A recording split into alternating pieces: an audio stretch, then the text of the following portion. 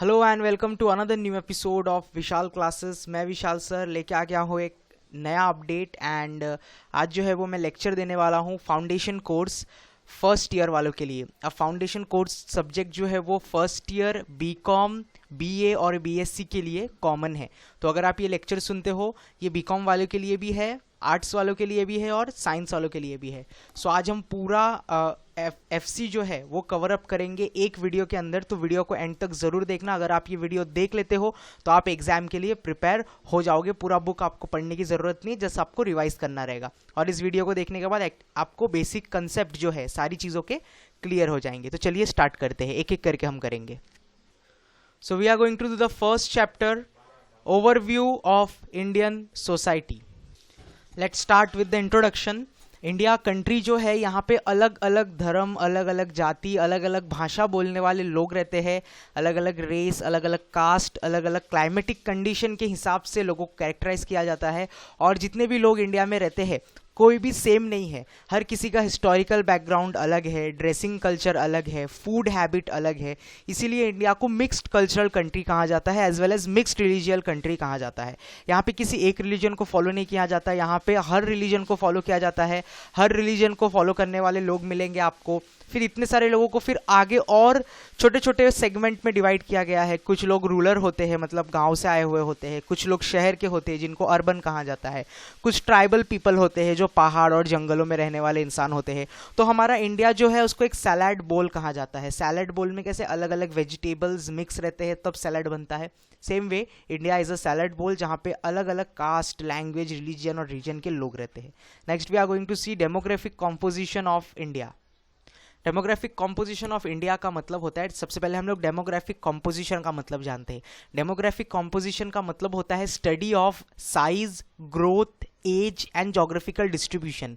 जब हम इन चीज़ों को स्टडी करते हैं किसके हिसाब से कितने लोगों ने बर्थ लिया, कितने लोगों का डेथ हो गया, कितने लोग मैरिज है मतलब कितने लोग मैरिड हो गए हैं, और कितने लोग माइग्रेंट है मतलब उनका ये स्टेट नहीं है, उन लोग एक स्टेट से दूसरे स्टेट में माइग्रेट किए हैं। जब ये पूरा डेटा हम स्टडी करते हैं एज के हिसाब से, मतलब किस एज में ज़्यादा बर्थ हो रहा है, किस एज का सबसे ज़्यादा डेथ हो रहा है, किस एज में आके लोग शादी कर रहे हैं, किस एज के लोग माइग्रेंट हैं, तो ये पूरे स्टडी को हम लोग डेमोग्राफिक बोलते हैं। डेमोग्राफिक कॉम्पोजिशन ऑफ इंडिया मतलब इंडिया के पॉपुलेशन को स्टडी करना, इसके हिसाब से इसको हम लोग डेमोग्राफिक स्टडी बोलते हैं। अब डेमोग्राफिक स्टडी के हिसाब से आप देख सकते हो लिटरेसी नेशनल एवरेज पे 74.0% है। State with the highest literacy is 93.91%। कौन सा state? Kerala. State with the lowest literacy rate is Bihar 63.82%। Poverty, गरीबी का अगर हम लोग देखें तो नेशनल एवरेज 26.0% है। State with highest poverty Odisha 45% and state with the lowest poverty is Goa 4%। Sex ratio का मतलब होता है compare to male how many females are available. लड़कों के मुकाबले लड़कियां कितनी अवेलेबल है। तो सेक्स रेशियो इंडिया का है 1000 कंपेयर टू 940। अगर 1000 मेल है तो 940 फीमेल है। High state with highest sex ratio is Kerala 1058 compared to 1000 and lowest is Haryana that is 861 females to 1000 male. This is data available from Census of India 2011. We will proceed next. India as multicultural and pluralistic society. हमें दो word का मतलब समझना है। सबसे पहले multicultural क्या होता है और प्लूरलिस्टिक क्या होता है। सो मल्टीकल्चरल इज नथिंग बट अलग अलग कल्चर के लोग जो अलग अलग कल्चर को फॉलो करते हैं। और प्लूरलिस्टिक मतलब होता है अलग अलग धर्म को जब लोग फॉलो करते हैं, रिलीजियस को फॉलो करते हैं, अलग अलग लैंग्वेज स्पीक करते हैं, उसको हम लोग प्लूरलिस्टिक बोलते हैं। तो मल्टीकल्चरल मतलब अलग अलग कल्चर, और प्लूरलिस्टिक का मतलब होता है रिलीजन एंड लैंग्वेज अलग अलग जो लोग फॉलो करते हैं उसे कहा जाता है। Then we will move forward. And multi regionalism का मतलब होता है अलग अलग धर्म के लोग, अलग अलग रिलीजन के लोग इंडिया में जब रिसाइड करते हैं उस धर्म के लोग अलग अलग राइट्स एंड रिचुअल को फॉलो करते हैं। किसी के लिए उपवास सोमवार को होता है, किसी के लिए उपवास मंगलवार को होता है, किसी के लिए उपवास बुधवार को होता है। ये रिलीजियस के ऊपर डिपेंड करता है। कोई फास्टिंग करता भी है, कोई फास्टिंग नहीं करता है। कोई फास्टिंग के टाइम पे स्पेशल टाइप के फूड्स खाता है तो कोई और फास्टिंग के टाइम पे कोई स्पेशल टाइप के फूड्स खाता है। तो इसी सब कंसेप्ट कॉन्सेप्ट को हम लोग मल्टी रीजनलिज्म बोलते हैं। रीजनलिज्म कब से आया है? जब हमारे एंसेस्टर्स ने जिस जिस गॉड को फॉलो किया है, जो हमारे एंसेस्टर थे, दादा परदादा नाना उनके नाना, उन लोग ने जो आगे से फॉलो करते आए हैं, जिस किसी भी रिलीजन को वो फॉलो करते थे, उनके जो बच्चे आगे होते गए, जो जनरेशन पास होते गया, रिलीजन भी धीरे धीरे पास होते गया। And India is the country where all religion stage. Next we are going to see कि इंडिया में हिंदुइज्म 80.45% है, इस्लाम फॉलो करने वाले लोग 30.43% है, क्रिश्चियनिटी फॉलो करने वाले लोग 22.34% है, सिखिज्म 1.86% एंड बुद्धिज्म 0.77%। जैनिज्म भी है यहाँ पर 0.41%, ज़ोरास्ट्रिज्म 0.09%, अदर मतलब ज्यूज 0.06%। ये डेटा भी इंडिया में 2001 में जो सेंसस हुआ था वहाँ से लिया गया है। फिर एक एक करके आपको सारे धर्म और रिलीजियस के बारे में बताया गया है। सबसे पहले हिंदुइज्म के बारे में बताया गया है। हिंदुइज्म इज़ द ओल्डेस्ट, सबसे ज़्यादा पुराना रिलीजियस माना जाता है। मोस्ट एंशियंट रिलीजन जो है वो हिंदुइज्म है। और इनके मेन जो फाउंडर है, मतलब इनके जो, it's not own to any profit और फाउंडर, मतलब हिंदुइज्म किसी एक इंसान ने फाउंड नहीं किया है। मेन स्क्रिप्चर्स जो है हिंदू के उसमें इंक्लूड है वेदास, और इनके होली बुक को कहा जाता है भगवद गीता, रामायण, पुराणास। आइडल वर्शिप, पुरुषसूत्र, आइडल वर्शिप मतलब किस भगवान को फॉलो किया जाता है। And theory, Hinduism is based on karma and doctrine of rebirth are some of the major principle of Hinduism. उसके बाद हम लोग मूव ऑन करते हैं इस्लाम। इस्लाम ओरिजिनेट हुआ है अरेबिया से अराउंड 7th सेंचुरी एडी में। इस्लाम का सीधा सीधा मतलब होता है गॉड। प्रॉफिट मोहम्मद जो है इसके फाउंडर है। Allah is known as the God. Quran is the holy book of Islam and it is based on 5 pillars. Believe in only one God, fast in auspicious month, pilgrimage at least once in a lifetime and praying 5 times a day and doing a charity. और इसके नाम क्या है? सबसे पहले है Allah, means believe in only one God. रमज़ान मतलब फास्ट रखना है। हज मतलब पिलग्रिमेज करने जाना है हमें, एक बार लाइफ टाइम में पिलग्रिमेज इज कंपलसरी। नमाज प्रेइंग 5 times a day। ज़कात मीन्स चैरिटी करना है। Okay, next is Christianity. Christianity is a monotheistic religion, मतलब बहुत कम लोग इस रिलीजन को फॉलो करते हैं। इनके होली बुक को कहा जाता है बाइबल कहा जाता है। क्रिश्चियन जो है वो फर्दर डिवाइडेड है Roman Catholic and Protestant, 2 category में। Major principle of religion are describe in 10 commandments. Christians जो है 10 कमांडमेंट्स में चलते हैं, मतलब उनके 10 रूल्स होते हैं। जैसे पहले हमने इस्लाम में हमने देखा 5 रूल्स 5 पिलर्स पे बेस्ड है, उसी तरीके से क्रिश्चियनिटी में देयर आर 10 कमांडमेंट्स जो बाइबल में लिखे गए हैं। उसके बाद आता है Sikhism. Guru Nanak is the founder of the Sikhism. इनके होली बुक का नाम है Guru Granth Sahib, which include hymns and the songs composed bye all the 10 gurus. जो गुरु लोगों ने सॉन्ग्स एंड ऑल लिखा है वो गुरु ग्रंथ साहिब में आपको मिलेगा।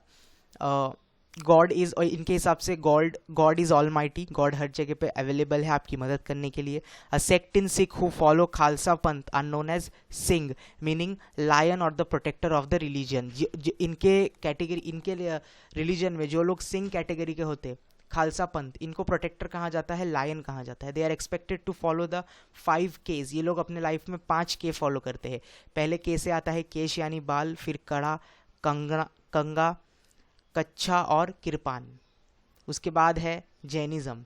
Jainism is a religious based on ethical conduct alone. Jainism किसी ग्रुप ऑफ पीपल ने नहीं फाउंड किया है, किसी एक जन ने फाउंड किया है। 24th तीर्थकर was Varthaman Mahavir. इनके जो मेन फाउंडर है जिन्हें वर्शिप किया जाता है वो है Vardhaman Mahavir, who is said to be the founder of Jainism. It is further divided into 2 sect, Shvetambara and Digambara. ये 2 कैटेगरी में बांटे गए हैं। Jainism believe in karma, do not believe in caste inequalities. ये लोग कर्मा पे बिलीव करते हैं, इनइक्वालिटीज पे बिलीव नहीं करते। अहिंसा means non violence, non stealing, मतलब कोई चीज़ किसी की चुरानी नहीं है, किसी के साथ झगड़ा नहीं करना है, हमेशा सच बोलना है, truth. Non positiveness are some of the values. ये कुछ वैल्यूज़ है। Majority of the follower of religion are found only in India. ज़्यादातर लोग कहाँ पे पाए जाते हैं जैनिज्म फॉलो करने वाले? इंडिया में। Next is Buddhism. Buddhism is termed as universal religion, तो फाउंड इन इंडिया। पूरे यूनिवर्स में इसको बुद्धिज्म के लोग आपको पूरे यूनिवर्स में मिलेंगे, लेकिन इंडिया में मिलने वाले लोग थोड़े ज़्यादा है। It is followed its follower are found all over the world. Gautam Buddha is the founder of Buddhism. Gautam Buddha जो है वो बुद्धिज्म के फॉलोवर है. They are further divided into Hinyas, Mahanas. They believe in eightfold path as the solution to sorrow of life. ये दो sect में बांटे गए हैं, हिनायान्स और महायानास. हिनायानास, महायानास. और ये एट फोल्ड में बिलीव करते हैं. एट फोल्ड मतलब लाइफ में अगर आपको पेन सॉरो से रिलीफ चाहिए, आपको ये सारी चीज़ें निकालना है, अपनी ज़िंदगी से दुख दर्द को दूर करना है, तो ये इनके एट फोल्ड पाथ है जिस पे ये बिलीव करते हैं. नेक्स्ट, मल्टीलिंग्विज्म. मल्टीलिंग्विज्म मतलब इंडिया में अलग अलग तरीके के लैंग्वेज फॉलो किए जाते हैं. अलग अलग तरीके के लैंग्वेज मतलब टोटल 179 डिफरेंट लैंग्वेज है, नियरली 179 लैंग्वेजेस है एंड 1652 डायलेक्ट्स है. मतलब लैंग्वेज में भी डायलेक्ट्स होता है. पहले लैंग्वेज होता है Hindi, Marathi, English, and then उसके बाद उसके डायलेक्ट्स होते हैं. डायलेक्ट्स मतलब जिस जगह पे जो इंसान स्टे करता है उसके बोलने का जो प्रोनाउंसिएशन होता है उस चीज़ को हम लोग डायलेक्ट्स बोलते हैं. So we will further go for the languages. तो कुछ लैंग्वेजेस के बारे में हमें बताया गया है. सबसे पहले है Indo Aryan language. 72% of the Indian population follow this language. कहाँ कहाँ पे ये बोला जाता है? इंडो आर्यन लैंग्वेज में कौन से लैंग्वेजेस, अभी जो अलग अलग लैंग्वेजेस है इन सब का एक कैटेगरी कर दिया है. इस कैटेगरी में कौन से लैंग्वेजेस आते हैं? हिंदी, मराठी, गुजराती, बंगाली, ओरिया, Sindhi, Punjabi, Bihari, Rajasthani, Asami, Kashmiri and Sanskrit is included in Indo Aryan languages. फिर आता है Dravidian languages. Population of southern India, जो साउथ साइड के लोग होते हैं वो ये वाला लैंग्वेज बोलते हैं. इसमें कौन सा आता है? तमिल, तेलुगु, कन्नड़ एंड मलयालम. ये कितने परसेंट लोग बोलते हैं? 25% of Indian population use this language. फिर आता है Indo European languages. Owing to its colonial history, English, French and Portuguese are the language spoken in the part of India.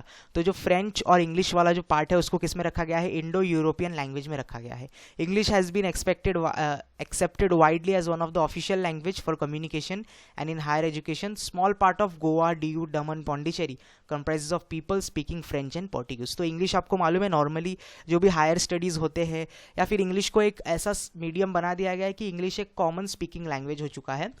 And कुछ लोग हैं गोवा, दमन, दीव में रहते हैं जो फ्रेंच एंड पोर्टुगीज में स्पीक करते हैं. इन सारे लैंग्वेज को हम लोग इंडो यूरोपियन लैंग्वेज बोलते हैं. 8 शेड्यूल ऑफ लैंग्वेज. इसमें क्या लिखा गया? 8 शेड्यूल क्या है? In 8 schedule of Indian constitution 22 languages are listed. इसमें 22 लैंग्वेज को लिस्ट किया गया है. Post independence India constitution has listed 15 languages. जब इंडिया इंडिपेंडेंट हुआ तो वहाँ पे 15 लैंग्वेजेस थे, मतलब इंडिया में 15 लैंग्वेज बोले जाते थे. फिर धीरे धीरे उसको एक्ट को अमेंड किया गया. अमेंड का मतलब एक्ट में चेंज किया गया. तो 71st अमेंडमेंट मतलब 71 टाइम्स अमेंडमेंट किया गया 1992 में, और 92nd टाइम उसको वापस चेंज किया गया 2003 में, और अब हम देखते हैं उसका फाइनल वर्जन 22 लैंग्वेजेस इंडिया में फाइनली रखा गया है. एंड फिर आप आपके टेक्स्ट बुक में ये डेटा देख सकते हो. हिंदी बोलने वाले लोग कितने हैं? Bengali, Urdu, Dogri, this are the languages. Sanskrit last में है. ठीक है. Next we are going to study about bilingual policy and linguistic conflict in India.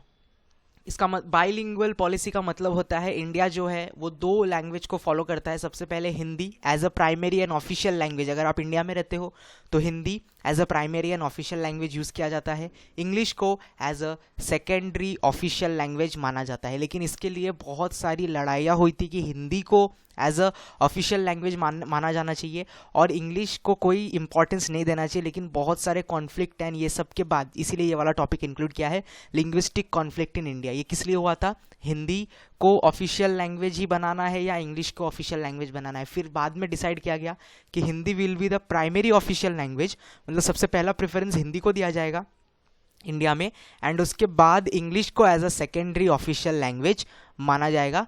According to census record 2001, 41.03% of population speak in Hindi, और जो बाकी बच गए हैं वो अलग अलग लैंग्वेजेस को फॉलो करते हैं जिसमें इंग्लिश भी इंक्लूड होता है. नॉर्मली हायर एजुकेशन करने जाओगे या किधर भी आप जाओगे तो इंग्लिश को ही as a official language use किया जाता है. ओके उसके बाद आगे चलकर और भी लड़ाइयाँ हुई थी. तमिलनाडु, केरला, कर्नाटका, ये सब में कौन से लैंग्वेजेस को रखा जाएगा ये सब के बारे में भी इस बुक में दिया गया है. As you all know that ये MCQ फॉर्मेट में है तो इतना डिटेल में पढ़ने की ज़रूरत नहीं है, जस्ट कंसेप्ट समझना है और डेटा याद रखना है. Caste system in India. So India में कास्ट सिस्टम को फॉलो किया जाता है। हर रिलीजन में अलग अलग कास्ट होते हैं। अगर हम हिंदुओं में देखें तो हिंदुओं में भी कास्ट सिस्टम है, इस्लाम में भी कास्ट सिस्टम है, क्रिश्चियनिटी में भी कास्ट सिस्टम है। तो हर रिलीजन में एक कास्ट सिस्टम होता है। वर्ड, ये जो कास्ट वाला जो वर्ड है ये आया है पोर्टुगीज वर्ड कास्टा से, जिसका मतलब ब्रीड और intended to use for classification based on purity of blood. Blood का जो प्योरिटी होता है कि ब्लड कितना प्योर है या कितना प्योर नहीं है, या फिर कुछ तरीके के लोग जिनको ये ब्लड है, तो उसके लिए एक सिस्टम बनाया गया था। पोर्टुगीज में उसको कास्टा बोलते थे, फिर हमने उसको चेंज करके कास्ट सिस्टम बना दिया है। कास्ट सिस्टम में क्या होता है, हर लैंग्वेज का अलग से एक कास्ट होता है, और वर्ना भी बोलते हैं। संस्कृत में कास्ट सिस्टम को वर्ना भी कहा जाता है, जिसका मतलब कलर होता है। The caste stratification in India society has it origin in Chaturvarna system में कास्ट सिस्टम को रखा गया है, जिसमें 4 वर्णा होते हैं, 4 कास्ट होते हैं, ब्राह्मण्स, क्षत्रिय, वैश्यस एंड शूद्रास। और इस कास्ट सिस्टम के हिसाब से लोग अभी भी चलते आ रहे हैं। तो पहले कास्ट सिस्टम को बहुत ज़्यादा इंपॉर्टेंस दिया जाता था, लेकिन अब कास्ट सिस्टम को इतना ज़्यादा इंपॉर्टेंस नहीं दिया जाता है, क्योंकि डॉक्टर बाबा साहेब आम्बेडकर ने रूल्स बनाए हैं कि किधर भी कास्ट सिस्टम को फॉलो किया नहीं जाएगा। पहले कास्ट सिस्टम फॉलो होता था, जिसकी वजह से बहुत ज़्यादा डिस्क्रिमिनेशन होता था। जो लोअर कास्ट के लोग होते थे उनको बहुत सारे बेनिफिट्स नहीं मिलते थे, और जो अच्छे अच्छे बेनिफिट्स है वो हायर क्लास लोगों के लिए होता था, हायर कास्ट लोगों के लिए। लेकिन डॉक्टर बाबा साहेब आम्बेडकर ने जो कॉन्स्टिट्यूशन हमारा बनाया गया है उसको ऐसा बनाया गया कि पहला पोजीशन लोअर कास्ट सिस्टम को दिया जाएगा, एंड उसके बाद जो बचेगा वो हायर कास्ट को रहेगा, एंड इससे हम लोग इक्वालिटी ला सकते हैं। Positive discrimination reservation in India. अब रिजर्वेशन सिस्टम क्या होता है और इसका पॉजिटिव डिस्क्रिमिनेशन क्या हुआ वो हम पढ़ने वाले हैं। रिजर्वेशन सिस्टम कब आया था, डॉक्टर बाबा साहेब अम्बेडकर ने एक रूल बनाया था, जिसके तहत जो लोअर कास्ट के पीपल होते हैं उनके लिए एक स्पेशल रिजर्वेशन हर जगह पे बनाकर रखना होगा। फॉर एग्जाम्पल अगर मैं बताऊँ 100 सीट्स कॉलेज में है तो 25 से 30 सीट्स जो है वो स्पेशली रिजर्व रहेंगे for lower class students, and then जो सीट्स बचेगा वो परसेंटेज के हिसाब से हायर क्लास स्टूडेंट्स को मिलेगा। तो इसका पॉजिटिव डिस्क्रिमिनेशन ये हुआ कि जब इसको फॉलो किया गया तो जो लोअर कास्ट के लोग होते हैं उनको भी इक्वालिटी, उनको भी बेनिफिट मिला, वो भी ग्रो कर पाए और उनका स्टैंडर्ड ऑफ लिविंग भी सुधर गया। तो these were some positive discrimination in India after doctor Baba Saheb Ambedkar made the caste system. Next is gender, a demographic analysis. Now in India or everywhere in the world, 2 types of gender are found, male and female. So, सबसे ज़्यादा discrimination इनमें ही होता है।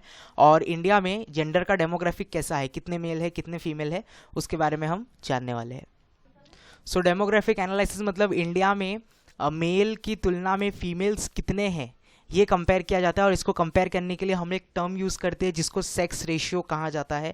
Sex ratio के हिसाब से हम decide कर पाते हैं कि हेल्थ कैसे प्रोवाइड, गवर्नमेंट डिसाइड करता है कि हेल्थ सेक्टर को कैसे डेवलप करना है, एजुकेशन कैसे डेवलप करना है, एंड हेल्थ एजुकेशन जो भी चीज़ें हैं दोनों को समान मिलना चाहिए, इक्वालिटी में मिलना चाहिए। मतलब डिस्क्रिमिनेशन नहीं होना चाहिए कि girls will be left behind and जो मेल कैटेगरी है उनको ज़्यादा प्रोत्साहित किया जाएगा, ऐसा नहीं है। अगर ऐसा किया गया तो सोसाइटी में बहुत ज़्यादा इनइक्वालिटीज़ हो जाएगी और ये सोसाइटी के लिए बहुत हार्मफुल है।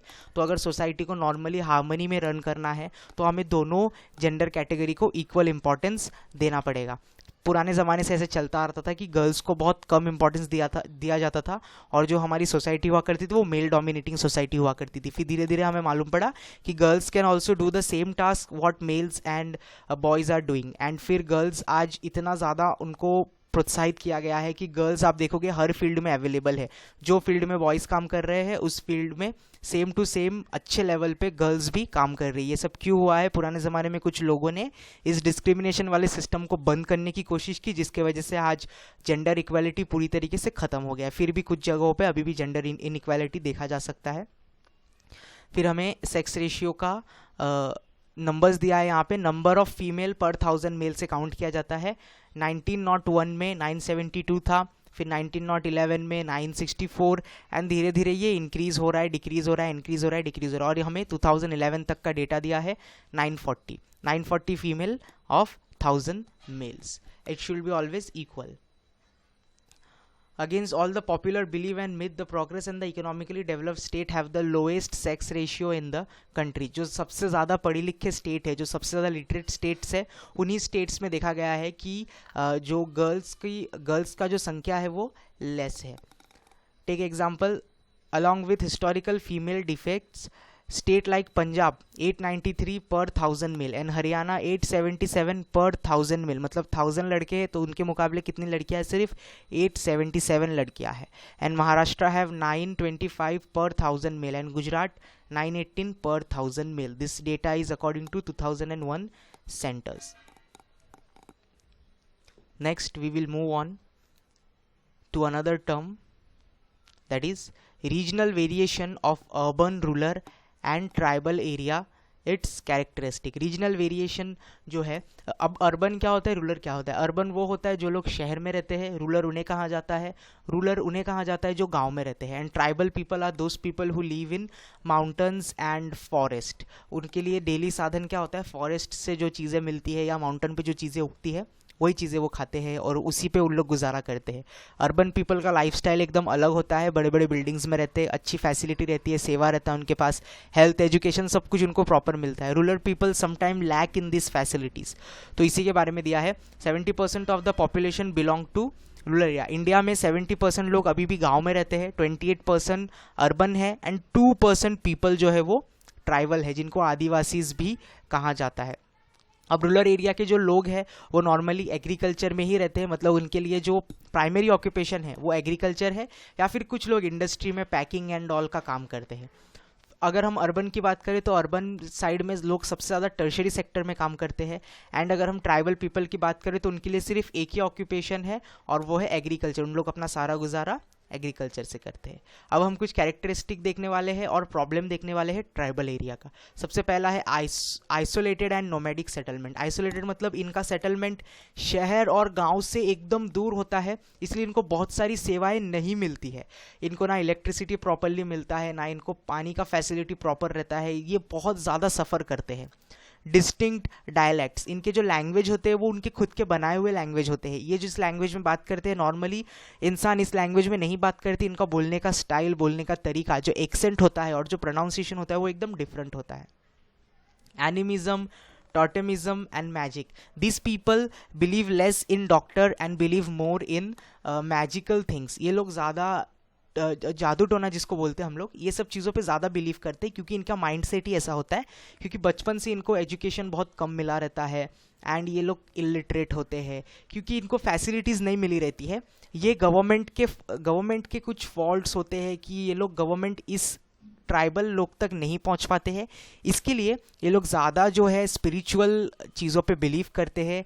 एनिमिज्म, टोटेमिज्म, मैजिक, ये सब चीज़ों में ज़्यादा बिलीव करते हैं, black magic and everything. Geographical distribution, ये सबसे ज़्यादा कौन से स्टेट्स में पाए जाते हैं? मिज़ोरम, नागालैंड, मणिपुर, अरुणाचल प्रदेश, झारखंड, छत्तीसगढ़, उत्तराखंड, ये सब जगहों पे ट्राइबल पीपल ज़्यादा पाए जाते हैं. लो लिटरेसी रेट, इनका लिटरेसी रेट बहुत कम होता है because they don't get facility of school and colleges. ये लोग एकदम ही आइसोलेटेड होते हैं. Low per capita income and uneconomic land holding, इनके पास जो लैंड होल्डिंग रहता है ये एकदम अनइकोनॉमिक है. इन्हें मालूम नहीं रहता इस लैंड के साथ इस लैंड को कैसे यूज़ करना है.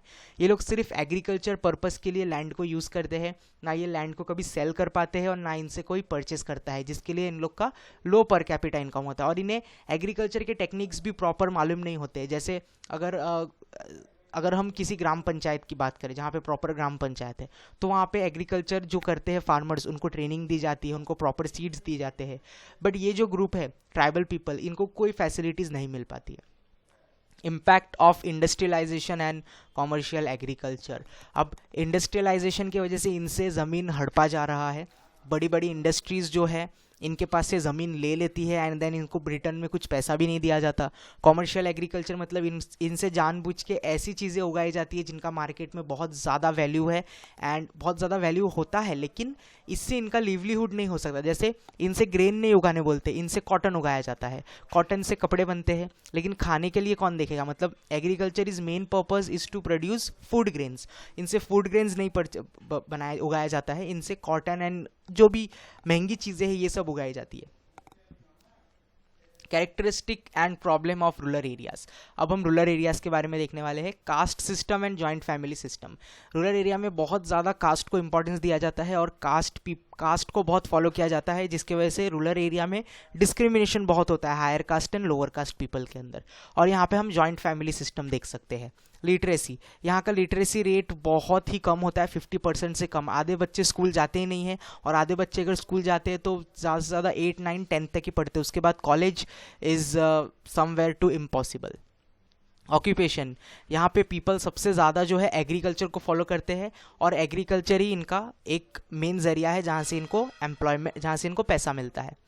नेक्स्ट है अनएम्प्लॉयमेंट। सबसे ज़्यादा प्रॉब्लम गांव में ये देखा जाता है अनएम्प्लॉयमेंट का, इसीलिए लोग वहाँ से माइग्रेट करके शहर में आते हैं एम्प्लॉयमेंट के चक्कर में। लो मीडिया एक्सपोजर, यहाँ पे मीडिया का एक्सपोजर बहुत कम होता है। अगर आप न्यूज़ चैनल ओपन करोगे तो शहर के न्यूज़ ज़्यादा होते हैं और गाँव के न्यूज़ एकदम कम होते हैं, तो यहाँ पे मीडिया का एक्सपोजर जो है वो एकदम कम है। Characteristic and problem of urban area, जो अर्बन एरिया रहता है उसके प्रॉब्लम्स देखने वाले हैं। डेंसिटी एंड पॉपुलेशन, यहाँ के लोग बहुत ज़्यादा हो जाते हैं क्योंकि गांव से भी माइग्रेट करके लोग शहर में आते हैं काम की तलाश में, इसीलिए यहाँ का पॉपुलेशन बढ़ जाता है।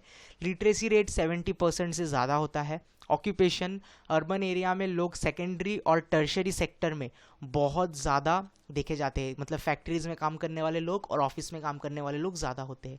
अनएम्प्लॉयमेंट, अनएम्प्लॉयमेंट यहाँ पर भी है लेकिन उतना नहीं है जितना गांव में होता है, रूरल एरिया में होता है। Pollution and lack of sanitization, इतना ज़्यादा लोग होने के कारण शहर में गंदगी बहुत होती है, इधर उधर कचरे फेंके जाते हैं, प्रॉपर वेस्ट मैनेजमेंट नहीं होता, रास्ते पे ही कचरे गिरे रहते हैं। क्यों ये सब होता है? Because there are lots of people roaming around, and sanitization का भी प्रॉब्लम इसी की वजह से होता है। So we have completed the first chapter and here I will end the video। उसके बाद जस्ट इसके बाद आपको सेकेंड चैप्टर का वीडियो मिल जाएगा। Thank you. चैनल को सब्सक्राइब करना मत भूलना क्योंकि सारे वीडियोस, सारे आपके लेक्चर्स इसी चैनल पे आने वाले हैं।